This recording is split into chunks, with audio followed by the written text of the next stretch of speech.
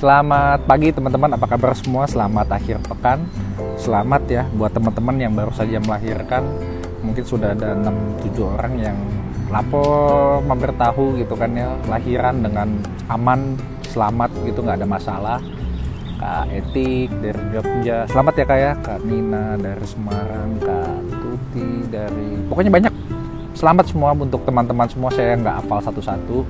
Nah lalu juga ada beberapa teman-teman kita yang dalam proses ini sudah mau dekat-dekat lahiran nih, menanyakan, mungkin nggak dok kalau kita, terutama tentang mengejan ya, mengejan, cara mengejan yang semacam ini begitu ya, sudah beberapa contohnya di video ini, video itu dikasih tahu ke saya gitu kan ya, bahwa cara mengejan yang benar itu bisa mengurangi terjadinya robekan ya.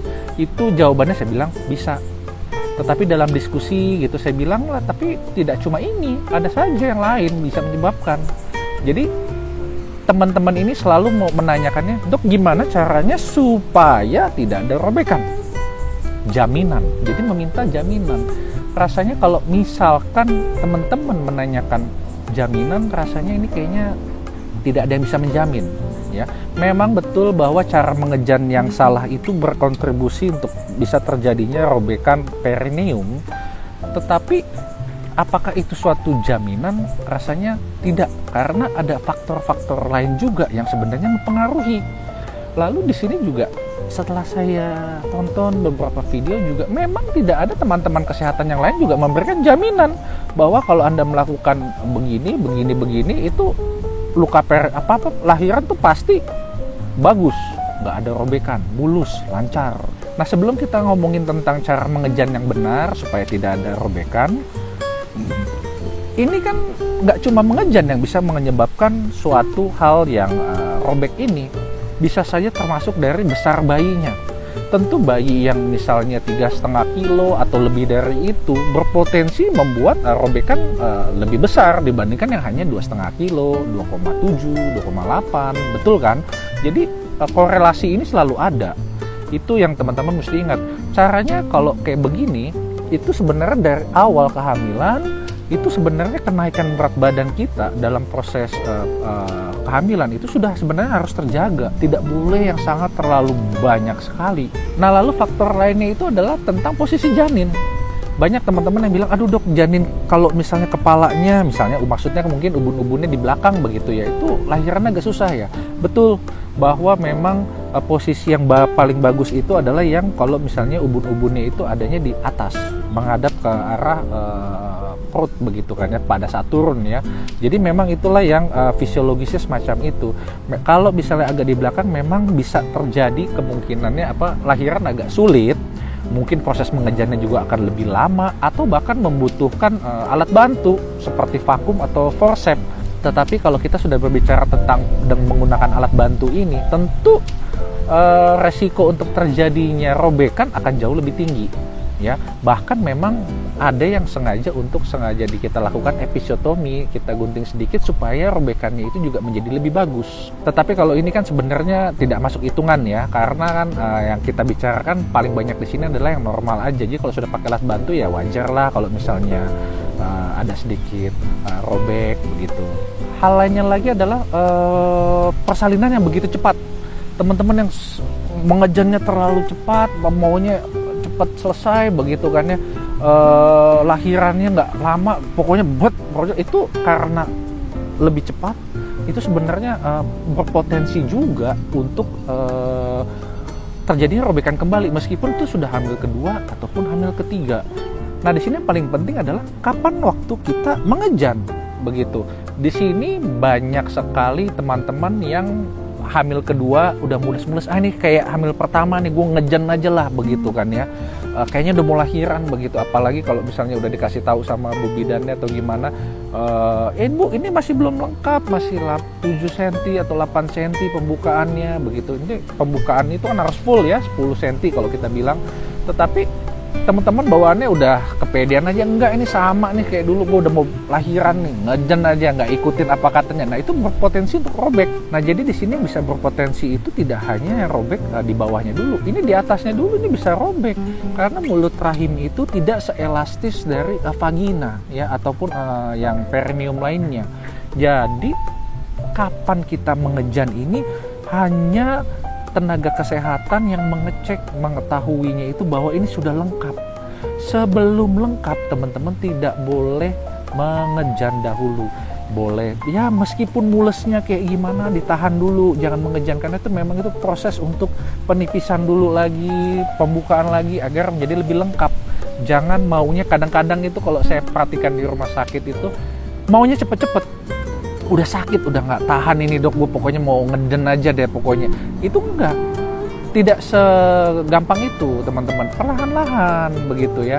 Jadi tunggu dulu dibuka, ada yang nanti miring ke kiri dulu, biasa kan suka begitu ya, minum dulu teh manis atau apa, nggak usah banyak-banyak, biar nanti pada saat proses mengejan itu jauh lebih kuat, lebih bagus. Jadi timing untuk mengejan itu teman-teman harus menunggu apa kata Bu Bidan. Nah sekarang ini bagaimana proses mengejannya? Begitu banyak teman-teman yang sudah melakukan senam kehamilan, cara pernafasan yang bagus, itu sebenarnya bagus ya tetapi pada saat nanti sudah lahiran itu lupa semua karena perutnya yang begitu nggak enak, sakit atau pokoknya gimana, maunya tuh ngejen aja, yang penting masa bodoh kayak gimana gitu, yang penting keluar begitu. Jadi ini sebenarnya ada caranya juga. Itu sama seperti video-video yang sudah dijelaskan oleh teman-teman kesehatan yang lain ya. Jadi apabila memang sudah saatnya mengejan, ini biasanya akan dipimpin oleh ibu bidan. Pada saat sudah mulai kontrasi, mules ya, itu kita mengangkat kepala kita itu menghadap ke perut. Jadi kita melihat ke perut semacam itu. Pada saat sudah kontrasi, ambil napas 2 detik dalam, kita lalu mengejan selama 10 detik semacam ini. 1, ngejen, lihat perut, ngejen, 1, 2, 3, 4, 5, 6 gitu sampai 10. Nah itu ya, kadang-kadang saya nyontoin ke ibu-ibu juga, saya sendiri ngos-ngosan karena ngegayainnya gitu, gimana gitu ya, mencontoh, padahal saya nggak pernah melahirkan, tapi memang itu yang betul. Melihat perut, waktu melepasnya setengah detik, jangan langsung melepas langsung gitu aja, gitu, jangan, karena pada saat sudah kita turun sedikit, pada saat kita melepasnya terlalu kencang, itu biasa suka kembali dengan cepat. Jadi lepasnya pelan-pelan, biar bayinya itu tidak langsung tertarik kembali. Pada saat dilepasnya sampai 10 detik begitu. Diulang 2-3 kali selama kontraksi itu masih ada. Proses mengejannya ini pun teman-teman mesti ingat, bukan di perut, tetapi seperti kita membuang air besar ya. Mengejan sambil tangannya itu memegang kedua belah kaki, itu boleh biasanya kaki kalau nyampe, kalau agak kegemukan ya nggak apa-apa, pegangnya agak paha begitu ya. Pada saat kepala sudah keluar sedikit-sedikit, ibu tuh mesti mengejannya pelan-pelan, sedikit-sedikit pelan-pelan supaya tidak robek. Nanti akan dicontohkan semacam itu. Jadi kayak begini nih. Pada iya bu, stop, udah yuk sekarang ambil napas kecil pelan-pelan, didorong, batuk dikit, begitu, pelan-pelan aja.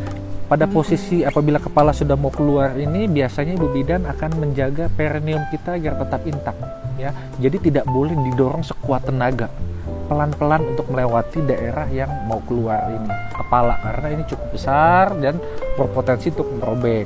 Tetapi biasanya apabila dilakukan ini tidak mengurangilah angka kejadian untuk bisa terjadinya robekan. Nah di sini apakah menjadi jaminan akan tidak robek? Memang jawabannya tidak, tetapi akan sangat jauh mengurangi angka kejadian terjadinya robekan ini ya. Apalagi kalau misalnya bayinya itu sudah cukup bulan tetapi tidak gede-gede banget ya, cukuplah 2,8 kilo apa 2,9, posisinya ubun-ubun anterior, perineumnya elastis, pinggang panggulnya adekuat, tidak ada masalah. Rasanya robekan ini bisa sangat jauh diminimalisir. Nah, jadi di sini untuk teman-teman yang mau dekat-dekat lahiran nih ya, yang kemarin udah ya 37 minggu, ada yang 35, ada yang 36 begitu kan ya. Saya harap semuanya bisa lahiran dengan lancar ya, baik ibu dan bayi selamat sehat selalu. Sampai di sini, semoga akhir pekan teman-teman selalu bahagia. Akhir kata, saya Dr. Effenas mengucapkan terima kasih. Oh, I can sing, I can dance.